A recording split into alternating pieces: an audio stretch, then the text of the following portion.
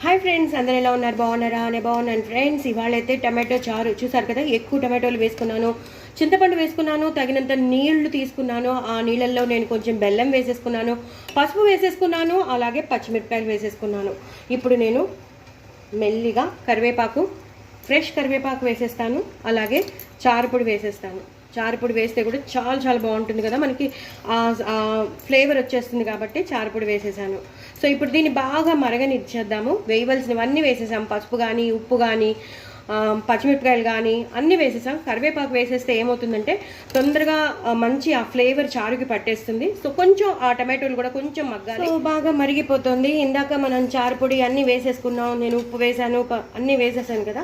ఇప్పుడు మనం పోపు పెట్టేసుకుందాం. పోపు పెట్టుకునే ముందు కొన్ని వెల్లుల్లిపాయలు ఇలా వేసేసుకుందాం. పోపులో కూడా వేస్తాను, ఇలా కూడా వేస్తాను. ఎందుకంటే మనకి దగ్గు, జలుబు అవన్నీ ఎక్కువగా వస్తూ ఉంటాయి కదా ఈ టైంలో. ఈ వెదర్ బాగాలేనప్పుడు జ్వరాలు వస్తూ ఉంటాయి.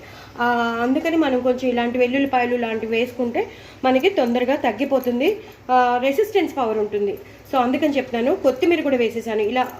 ఇలా మరిగేటప్పుడే కొత్తిమీర కానీ కరివేపాకు కానీ వేసేస్తే ఏమవుతుందంటే ఆ ఫ్లేవర్ అంతా చారుకి పట్టేస్తుంది. ఇప్పుడు మనం పోపు కదండి, పోపు వేసేసుకున్నాను. నేను ఆవాలు, జీలకర్ర, ఎండుమిరపకాయలు, వెల్లుల్లిపాయలు వేసేసాను. ఇప్పుడు కొంచెం ఇంగు వేస్తున్నాను. ఇంగు మస్ట్ అని మీకు చెప్పాను కదా, ఇంగు లేకపోతే అస్సలు బాగోదు. సో ఎంత కావాలో అంత ఇంగువ వేస్తున్నాను చారులోకి కాబట్టి వేసేసాను.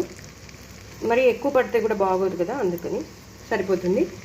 ఇప్పుడు ఆ వెల్లుల్లిపాయలు, ఆ ఎండుమిరపకాయలు అన్నీ వేగిపోయాయి కదా. ఇప్పుడు మనం ఏం చేయాలంటే నెమ్మదిగా దీన్ని ఇందులోకి ఈ పోపుని ట్రాన్స్ఫర్ చేసేసుకుందాం.